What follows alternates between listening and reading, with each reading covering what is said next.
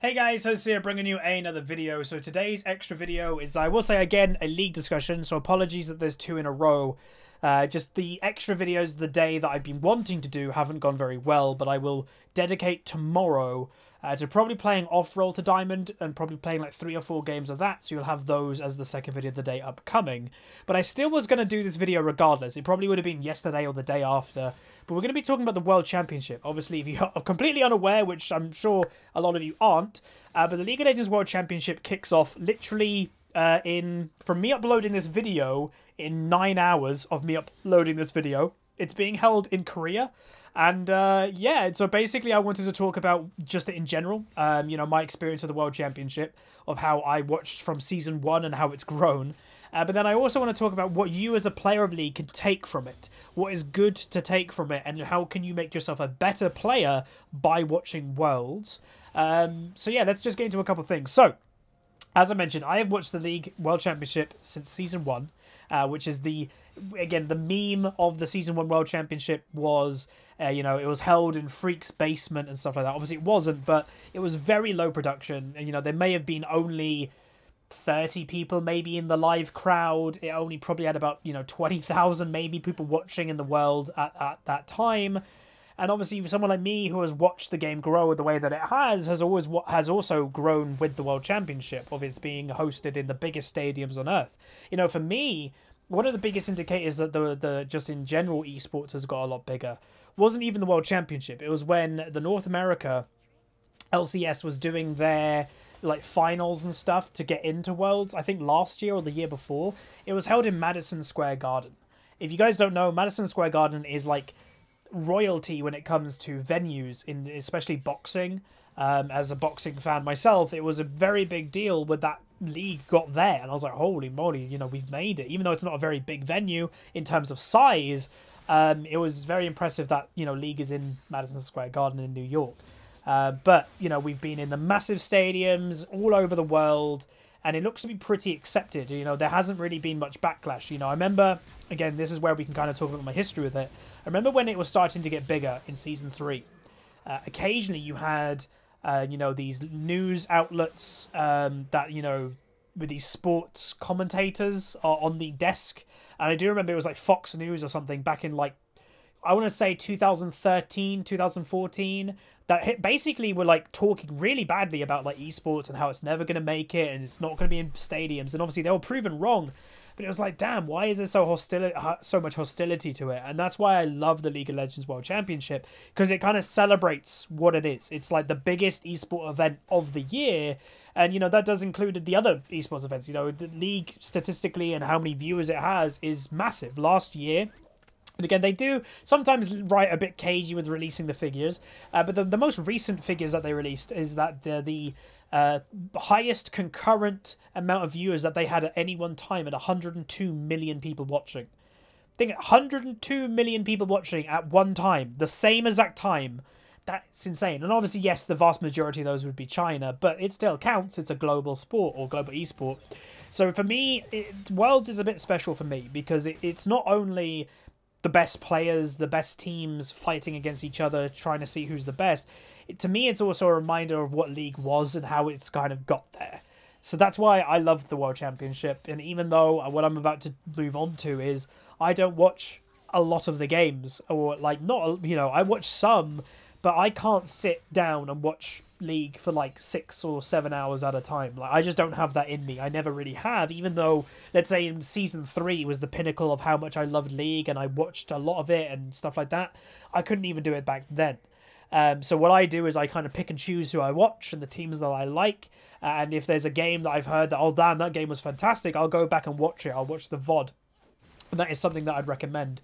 Let me know who you're supporting in the comments. Let me know what your history with the World Championship is. Is this your first one? Have you watched several? Because some of the best moments in League of Legends has always come out of the World Championship. They're the legends of the game were made at there. Faker, Madlife, Insec. Sure, they were very good in their own regions, but they were given that legendary status by their Worlds performances. So this is the big stage. You know, the Ryder Cup just finished, which I like golf, so I was watching that. This is that. This is like as big as we can get for League of Legends, and I love it. I find it awesome. And all I hope, and it should be, is, you know, I've always found when you're in an arena environment, they have to get the mic volume correct with the crowds. One, you need a crowd that wants to get involved and scream and shout and be like, yeah! But also, sometimes they either have the mic volume too high for the audience, so then it's overpowering the casters, or sometimes it's too quiet and you can't even hear that anybody's shouting in the crowd. But apparently, like, sometimes on Reddit, is like, there are Reddit posts of people going, why is the crowd so quiet? There's amazing stuff happening. And then people responding going, we're here, we are screaming like crazy. It must just be the stream has very low mic quality or volume for the crowd. So that I actually think that adds to the experience if they get that volume right and the crowd does get involved. I hope they do. But now we can kind of get into... Oh, first I need to say, before we get into what I think you guys can get out of Worlds, let's just see, who am I supporting? Some people will probably laugh at me, but I'm supporting Team Liquid. So basically, I've supported Team Liquid for the past, I don't know, year or so now. If you don't know my history of like who have I supported over the years, my first ever team was CLG back in Season 1 when Reginald and Hotshot were on the same team. Then Reginald and Hotshot had a falling out, so Reginald quit CLG or got kicked, and then he formed TSM. And then from then on, because sorry, my nose. Then on, I supported TSM from Season 1. I supported TSM probably until about Season 5, Season 6 roughly, and basically the reason why I supported them is because I like the players. Like, I really don't care about organizations. I've got no bound loyalty to an org. I care about the players.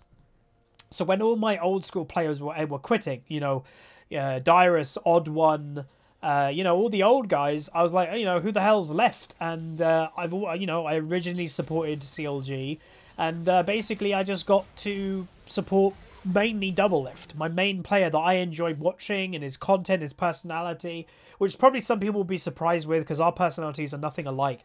I support Doublelift as a player, and therefore I will follow him wherever he goes. I pretty much stopped supporting TSM when Doublelift got kicked from TSM. I followed Doublelift to where he went, which was obviously Team Liquid. So yeah, like, I'm a Doublelift fan. So I want Team Liquid to go well. And I like the Team Liquid team in general. It's not just Doublelift. I like how they play.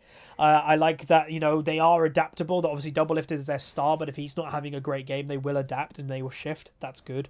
So I'm supporting Team Liquid. So let me know who you guys are supporting too.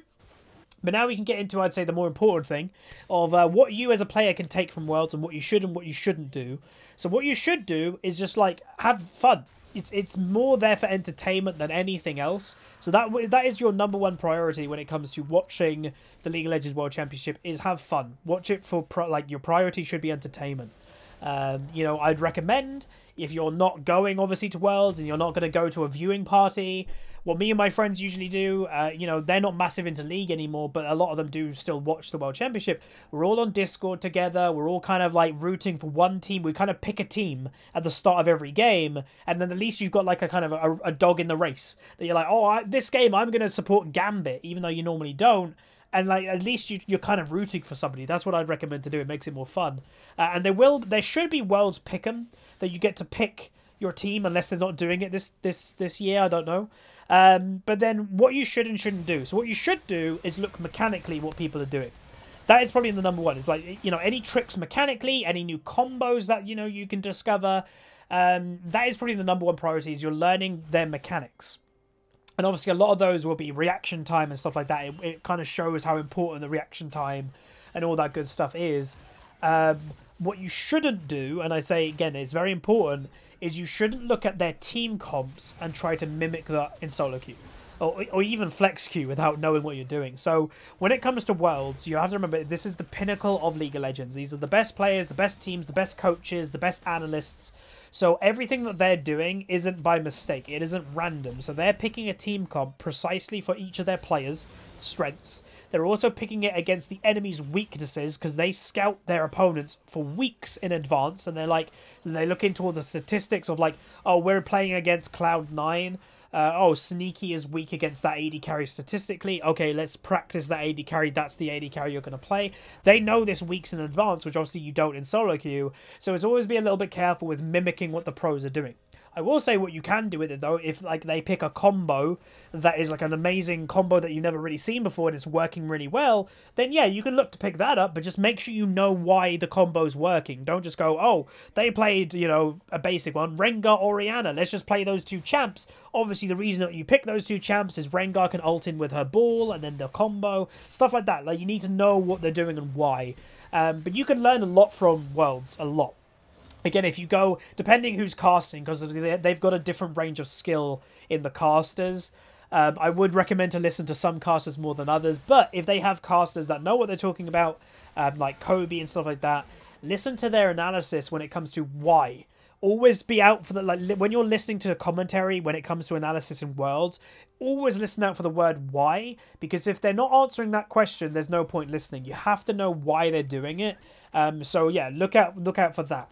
There are some casters that I wish they didn't bring along, because there are some that kind of talk about random stuff or talk about the history of the game, which is irrelevant to the game that they're supposed to be casting. But it's a very big opportunity that you guys can learn. So always be listening out for why they're doing it, because then you can take that and kind of add it to your knowledge. And sure, it may not help you straight away, but I've definitely had situations that I've listened to that why, I've processed it. I'm like, okay, that's why that jungler made that decision. A month later, I'm playing solo queue, and it's a very similar like decision-making process. And that why of why that jungler did it in Worlds, and that explanation that commentary gave, makes me better in solo queue, because then I do the exact same thing and I understand why. So that's what you can do. Try to absorb it all. But I'd say if you're just there, you're an average League player, you just want to watch Worlds without kind of like trying to like make analysis and work out what they're doing, that's also fine. I'm going to be honest, I watch Worlds for both. Probably 60% I watch Worlds for entertainment, and then 40% I'm trying to get better at the game by watching it. But it's a very good opportunity for everybody, I think. So I'd very much recommend it. If this is your first ever Worlds, hopefully you'll enjoy. Again, when you log into the client, there'll be all the times at the bottom of the client, and when, you know, for your area, your local time zone will be at the bottom. And also, just to make the explanation, you do get prizes and rewards for watching the World Championship, but you need to do it in a specific way, because I guarantee so many people are going to muck it up and rage at Riot.